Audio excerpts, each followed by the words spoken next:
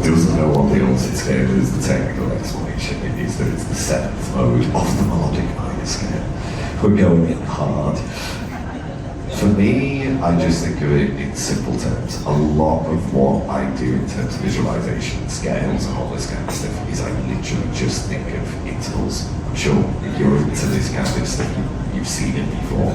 But to explain very briefly, when I see any scale that goes super simple, like a C major scale, I do not think of the note names. I don't think of C, D, E, F, G, A, that is useless information to me. All I care about is the note name of the first note, which is C. And I just refer to that as the root note. It was taught to me by Tom Quine, it's called like an intervallic function system. We do things slightly differently because of the tuning, but essentially it's the same concept. It's this idea that now this C major scale, instead of being C, D, E, F, G, A, B, C, to me is just 1, 2, 3, 4, 5, 6, 7, 1. So or root, major second or major ninth, major third, perfect fourth or the 11th, perfect fifth, major sixth or major 13, major seventh, root, one. It's the same thing. The altered scale then is essentially every single one of those notes flat. So let's do G, because that makes the most sense. So if I take a G major scale, an altered scale is this. So it's root, flat 9. You could say sharp 9 or flat 3, flat 4, flat 5, flat 6, flat 7. Root. All of the worst possible notes to sound musical. But the way in which I use it is I think actually of like a pentatonic scale. So if I think of G minor pentatonic there, I know that the intervals in G minor pentatonic are 1, flat 3, so there's already 2 notes from the altered. We have 4 and 5, and then we go flat 7, that's another note there. So what that tells me is I literally can flat these 2. That's one way of doing it, or I can just fill in the gaps. So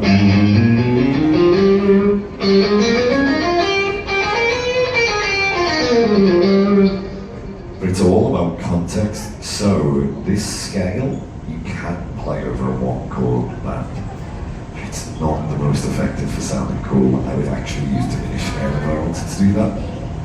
But if say I'm playing just over an E minor 7 chord, if I want to add tension,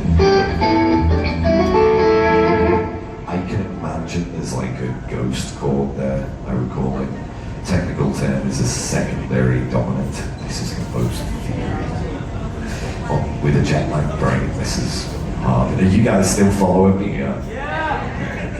So I would think that there is a B7 chord there, even if there's not.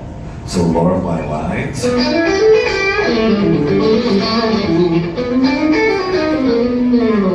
long as I resolve, did you hear that little fragment there? I'm forcing your ears to hear a B7 chord that's not actually there. Let's try it again. So like 2, 3, 4.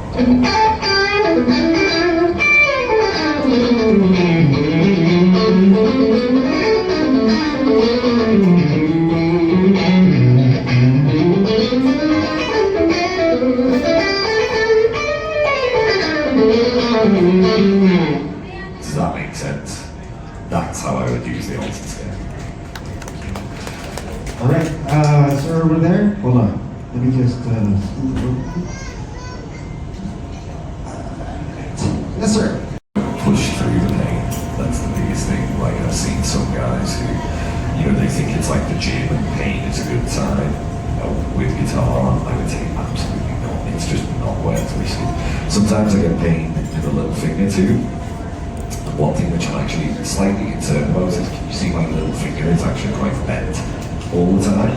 My dad has a condition, it's called the Viking's disease, which is, sounds very metal, doesn't it? But essentially, it causes these bones to kind of, the area around it crystallizes, that's just one thing which I have to watch out for. Eventually I'll probably have to get some kind of surgery on that.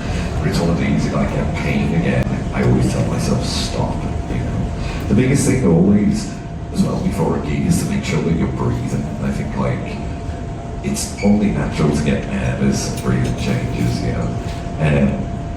But to really focus on that so that there's no tension either. You don't want to be tense before playing crazy tapping links and things like that. Again, that's probably the best educated answer I can give at the moment. Does that all make sense? All right, Jack, we have a question here to the Yes. Hi Jack, welcome to the Philippines. So, the question is, if you could recommend just one skill every guitarist should master before buying more gear, what would it be? Oh, that's a great question. It's tough, but I would say, I'm gonna guess most of you are guitarists here, right? Do we have any other instruments? Do we got any bass players? Tennis players? Is there a Djokovic or a Nadal there or something? I would say the most important skill as guitar players, it gets neglected way too often, especially in this kind of style of playing, is time feel. That's the most important skill. If you want to get hired as a guitar player, then I promise you now, being able to play just one note in time will get you the gig over someone who can shred, but everything's all over the place. You know? So focusing in on how you can lock in the groove, even something simple, just like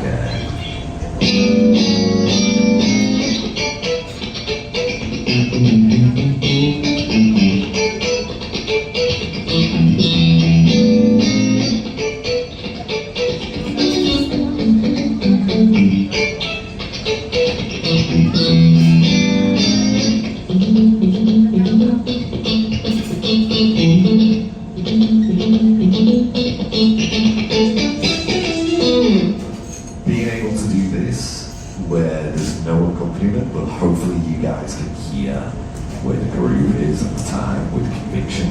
That is more important than any of it.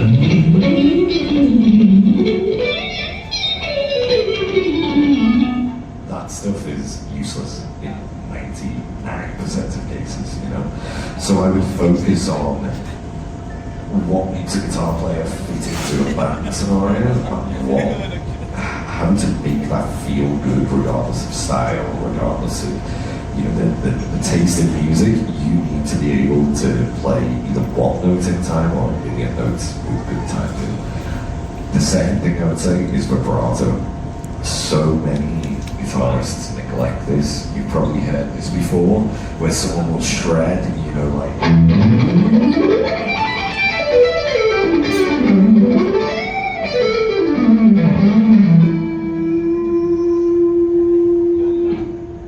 everything that came before was literally thrown in the bin. Do you know what I mean? This ruined everything for my ears. For me, if I hear a guitarist, it doesn't matter how good technically they are, even if their time feels good, if their vibrato sucks, I'm not interested about it, you know? So focusing on just getting a strong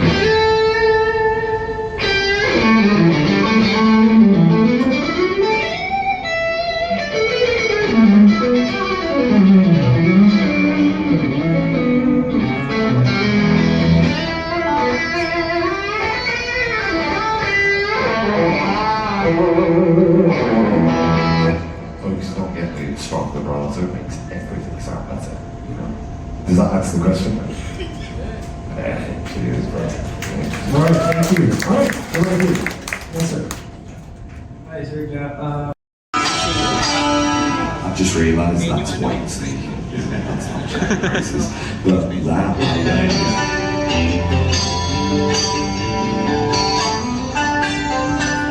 it also works. No, they just found it.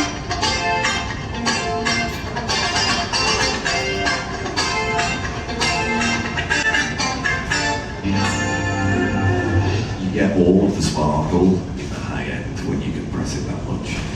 The only thing that's going on with that chip that's different than is they are not all neural plugins. Like, the way I set it up was DI compressed the hell out of it with 3 different compressors into archetype John tricky using the piezo amp, one more compressor, and then 2 choruses.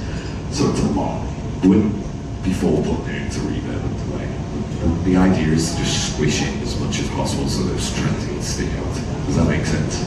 Yes, thank you. Perfect, thank you. More questions to this guy? All right. Just a DI sound, that was the sound of the 80s. You know, Hi, Jack. guys like Dan Hi, Wolf, Idol. Steve Lucas, they were my idols. You're my idol, There was an bro. 80s band that I used to play with back in Liverpool called China Crisis. Have any of you guys heard of them? I'm so shocked, you know, honestly. Like, yes, girls, man. China Crisis is huge. Oh my Yeah, god, I bro. can't believe that. Wishful thinking, you know. Ganda na tulog niya, bro. I would never imagine to play that in an Ibanez guitar player. 3D. But yeah, they kind of told me what was going on with the tones on their albums. And essentially it came down to 2 things. It was either like a Roland JC 120, I believe, with the Bro, chorus, he been looking at us. or it was this idea of bro. taking a DI straight in with 3 Gagi nakatingin sa different camera ko, compressors. gagi. So this tone is Sorry, bro. really squished. And there's also 2 different choruses going on. I believe that was like really common in the 80s. I can't remember the names of which ones. But yeah, then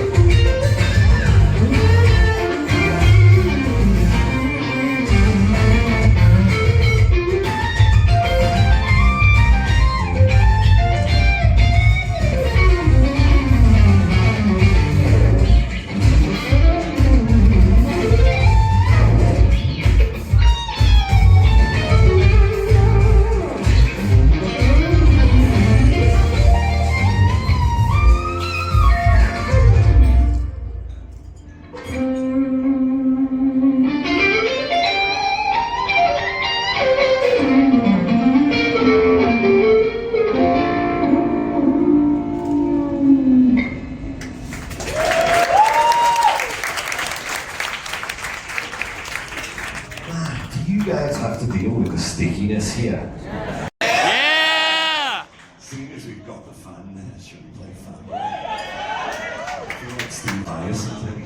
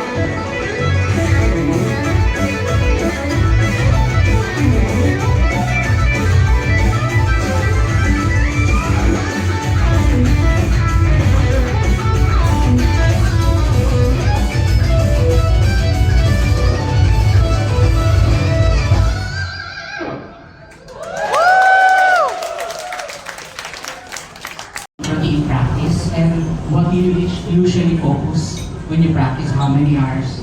So, just like that.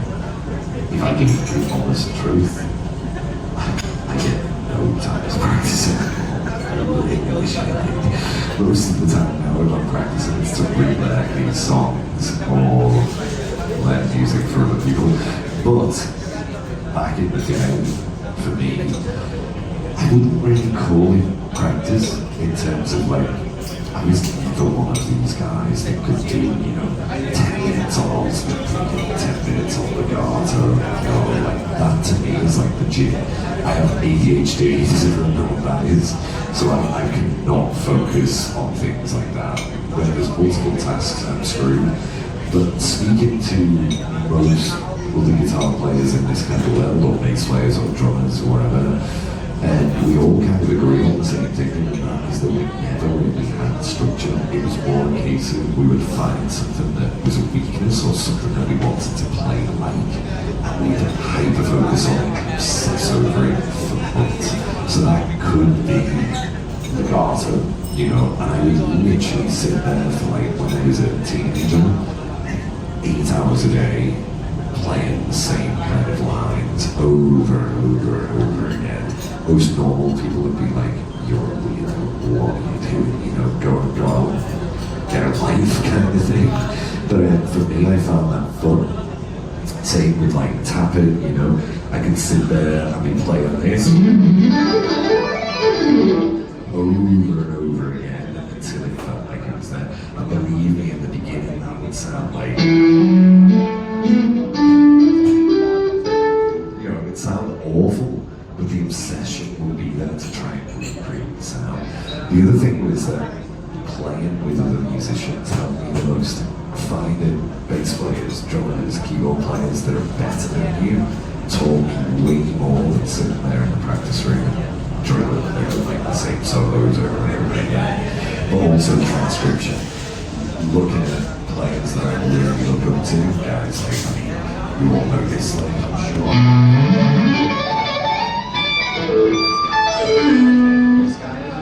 Yeah! That stuff taught me way more than sitting there and going. I find that super boring. Does that make sense? And I would not have the dedication to do it. So yeah, 3 things: obsession, literally playing over and over again until you get it for months, playing with musicians that are better than you, jamming and doing it in a musical context, and then transcription. They are the 3 things that I work on. Okay, so Sometimes it's a melody, sometimes it's a chord melody thing. The majority of the time, it's simple ideas and trying to write main melodies. Hope that answers the question, right? okay, Jack, we have another question right here. Yo. Hey Jack, first of all, congrats on your new album, Insuti. That was very awesome. Thank So I just want to ask, when comparing it to your previous EP release, the music theme is very distinct from each other. So I just want to ask, what's your inspiration behind the Insuti album? Because it has a separate theme, right? Oh, man, great question. Thank you so much. As I'm up for the compliment. Pay you later, so Okay. So kintsugi, for those of you who don't know, it's a Japanese word, it's a Japanese concept. It's basically this idea of broken pottery that gets rebuilt with glue that's called urushi. It's like a gold, it's often painted gold, this lacquer that rebuilds it. But the idea behind it is that you can make something beautiful out of something that is what's imperfect, arguably more beautiful than the original thing. So for me, I'm a guitar player, a musician that massively struggles with imposter syndrome. Do you guys know what that is? So I've always kind of doubted my own playing. Even now, sometimes I'm like, dude, is this real, or is someone playing a prank on me that all of you guys are here to listen to me noodle, But with my previous